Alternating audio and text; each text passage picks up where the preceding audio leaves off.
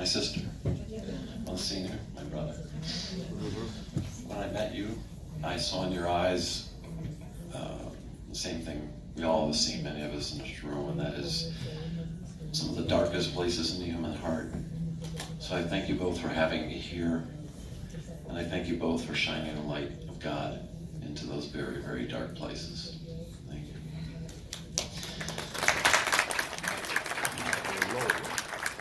When I give this seminar to law enforcement professionals in the United States of America, it takes about 4 hours. So I'll cut that in half. I want to begin with a story you may have heard about a man who's sitting under a tree by a river when he suddenly hears the screams and shouts of a drowning person. So he does what most of us would do and jumps up, runs in, jumps into the water, pulls the person out, and tries to revive them. As he's doing that, he hears 2 more people in the river, screaming and drowning, flowing down the river. He immediately jumps in and pulls those 2 people out, drags them under the trees to safety, and immediately hears 4 more people in the river. He somehow manages to get them back into the river and pull those 4 people out. He's so busy saving all the people in the river, pulling them out, he has no time to go back upriver to see who's throwing them in. Now I want to use this story to illustrate something we have to remember. Those voices he heard, the voices of the victim. These are the experts of human trafficking.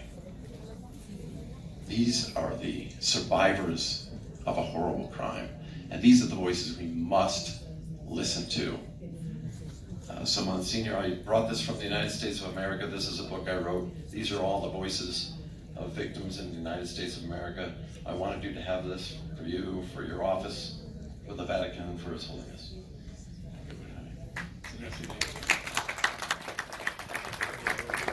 So, where do we begin in listening to the voices? Many of you realize that when you get involved in the fight against human trafficking, we've heard today about some of the awareness we can raise, some of the things we can do, but it's difficult to make any kind of difference in this fight without jumping into the river, without getting your hands dirty, and without getting hurt and wounded along the way.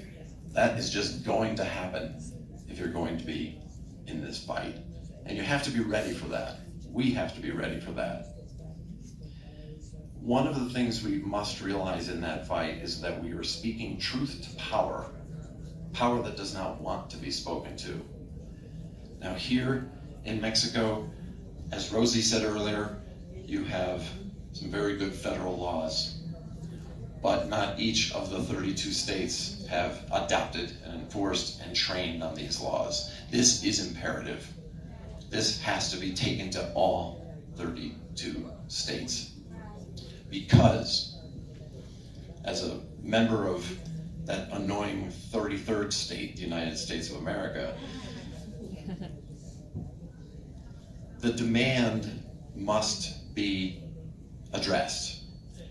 And make no mistake about it, the demand for human trafficking victims brings us back to that story of the man under the tree.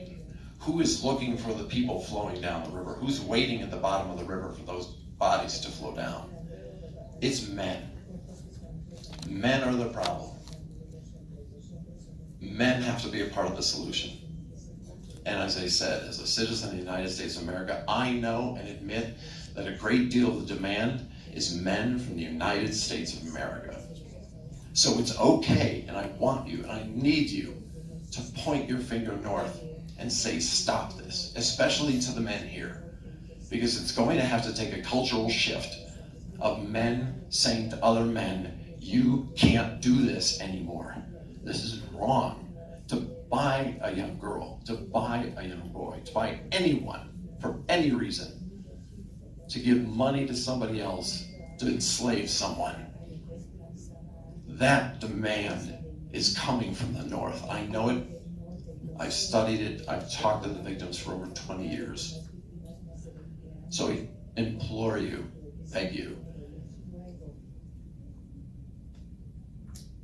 look within your hearts and have the bravery to get your hands dirty, to jump into that river, and to say to other men, this is not something that can continue. This must be a cultural shift. We must listen to the voices of those crying out, drowning in that river.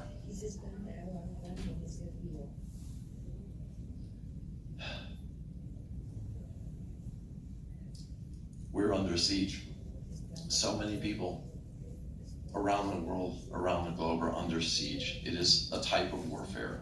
And those of us who jump into that river must realize that we are going onto a battlefield. So expect not to be rewarded. Expect not to have a light shine on you. But do what the Monsignor has done, what Rosi has done, and shine the light in those dark places. Because those who are trapped there need to see the light you have within you. Thank you for having me again, Rosi.